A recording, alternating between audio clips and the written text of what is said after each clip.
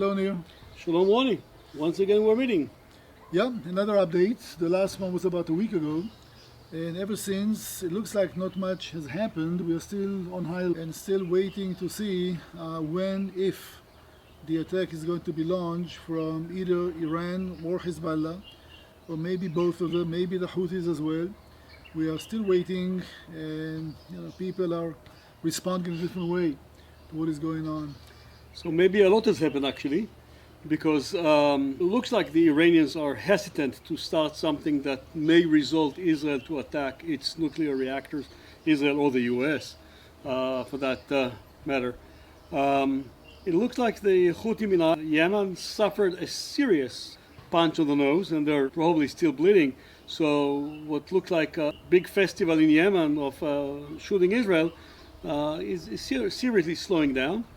Hezbollah, however, is clearing out headquarters in Beirut and looks like they're getting ready for something.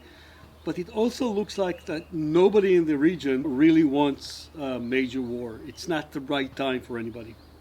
Yeah, one source of encouragement is to see that once again this coalition, the leaders of the West, so to speak, are taking a very pro-Israeli stand. And looks like this coalition is going to cooperate once again if needed. That's a clear message to Iran.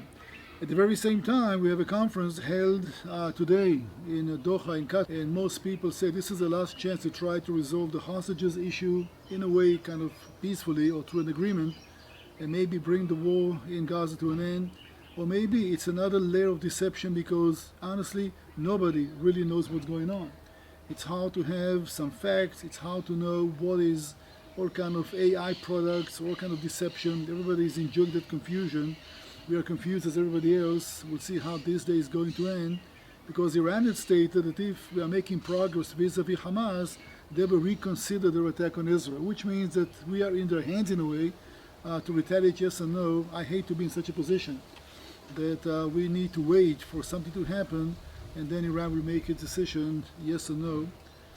As we agreed many times, this is an unprecedented situation that we are in, and it's hard to know what is the right thing to do. It is an unprecedented situation, and we always need to remember that there are still 115 at that time hostages in the hands of Hamas. It's almost a year now. They're literally hand-reached from the border, and we cannot reach out to them. We know that probably a third, if not a half of them, are no longer alive.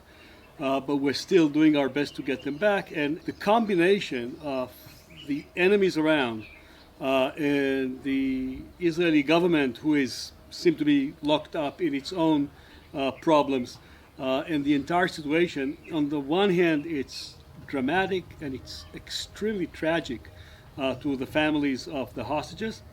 It's tragic to everybody else in the Middle East, I assume, because this is a war going on situation that continues for almost a year now. And I don't think most people in the street are benefiting in any possible way from that situation. So hopefully there'll be some end coming soon. Well, it looks like, and as hard as it is for me to admit, that the support that was shown to the hostages' families is in a way decreasing. People are simply tired, and people simply had enough, and it looks like it's a war of attrition between the government of the state and the people. This is something that we never had before. It looks like we are targeted to be the main enemies of the government. Everybody who disagrees with what they say is titled as an enemy, including the hostages' families, including more than 120,000 people that were evacuated from their homes. You hear the tone from the Prime Minister and the government. You cannot trust the army, you cannot trust the judiciary. It looks like the government of the state declared war on the nation, which is something that nobody knows how to respond to that. Well, you need to understand this is the private opinion of probably myself and Ronnie, but we think that our government is one of Israel's enemies in these days, in a way at least. And we need to settle that issue, and the sooner, obviously, is the better. For Israel. At the same time, we still have enemies in the Middle East who dislike us. The war continues, and again, in our eyes, our army and its arms are taking much better stand than they took in the very beginning of that war. So we definitely support our military 100%, 101%. to be precise. And we do hope that the government will give up to some of its political agenda and will end up ending that situation. So yes, as you understand, there is much confusion, and there are different ways to view the situation. And part of the problem is, as I mentioned earlier, some of our knowledge is based on deception, it's based on disinformation. Everybody enjoys that condition because nobody knows what is really going on.